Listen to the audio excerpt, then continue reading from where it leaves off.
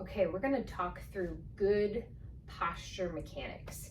And so when you're standing, um, different people carry different postures, right? And so sometimes people kind of get into this, forward rounded shoulders, backs slouched, and they're coming forward onto their hips. That's one dysfunctional posture that people tend to get in. The other one is they hyperextend their knees and then they really stick their belly out and they have an increased lordosis in your low back. Both of these can be problematic over time. And so those are two of the common ones.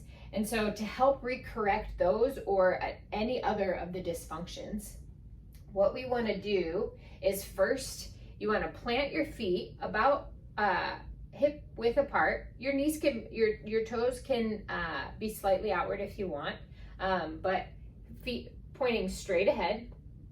Good. From here, what you want to do is shift your weight into your heels. So you don't want to be camping out way up on your toes. So you're going to shift your weight into your heels. So you feel the weight mostly in the heels. You can wiggle your toes. Yep, you're going to start there. From here, once your weight is shifted to your heels, what you're going to do is actually bend, so shift your hips back and your trunk's going to come forward. This is kind of the process of correcting your hips. So in this position, your hip's going to come back, your trunk's going to come forward. From here, we call this a posterior pelvic tilt. So you're going to take your pelvis, and if you had a tail, it'd be like you're going to stick it in between your legs. So you're going to just shift. All I'm moving is my pelvis. So if you notice my trunk, my chest doesn't move, my trunk doesn't move, and my legs don't move. I'm just moving at my pelvis. So I'm going to do a posterior pelvic tilt where I'm going to take this and I'm going to rotate it this way.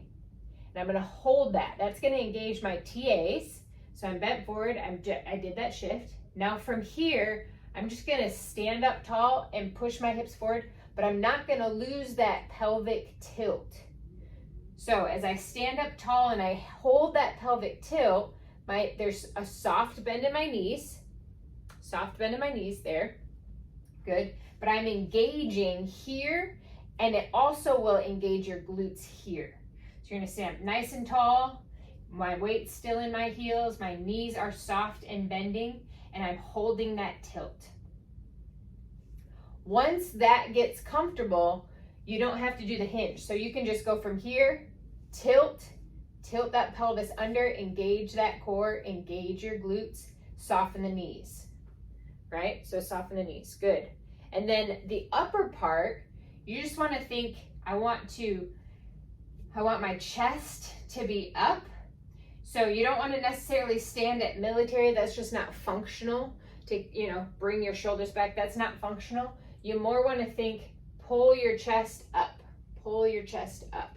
So in this position with your core engaged, knees slightly bent, you're going to be in good posture, right? So here, my core is engaged. When you first do it, you're really gonna, which is normal and natural, you're really gonna engage those muscles. But that's not functional. A lot of times you hold your breath and you're just really bearing down. That's not functional. You don't do life like that. And so once you feel like you're able to get into that good posture, you're just gonna dial that tone down a little bit. So you're gonna take it, so say you're at 75%, you're really engaging those muscles. I want you to go all the way down to 20%. They're still engaged, you're still in good posture, but you're not contracting as hard. And so that as you progress, the next phase, once you start to get that, your core is engaged, you might feel your pelvic floor engage, right? You can palpate, my TAs are nice and taut, so they're recruiting. My glutes are engaged, I feel those nice and tight. Good, but I'm gonna dial it down and I'm gonna hold that. I feel the abdominal pressure and I'm just gonna start to take a couple steps. So I should feel nice and fluid, but I feel that low tone, that 20% core engagement. So this is gonna help retrain when you're moving, functioning, walking, standing, to have that core engagement, which is that corset around your torso, so it includes your glutes, mostly includes your transverse abdominals, not your rectus abdominals, but your transverse abdominals. And you're just low tone, about 20%. You're just engaged. Knees are soft. I'm mostly in my heels. I'm up nice and tall. My chest is up. So this is good posture. This can translate into sitting. This can translate into walking. This can translate into the functions that you need to do. So this is a great retraining for posture, kind of cueing steps to get into good posture. Throughout the day, you can set a timer on your phone just to kind of recheck. Okay, where am I? Am I too far on my toes? Am I too far back? Am I really arching? Okay, just take a minute, take 10 seconds to just tuck up nice and tall, chest up, glutes are engaged, knees are soft. Okay, I'm in alignment. All right, then keep doing what you need to do.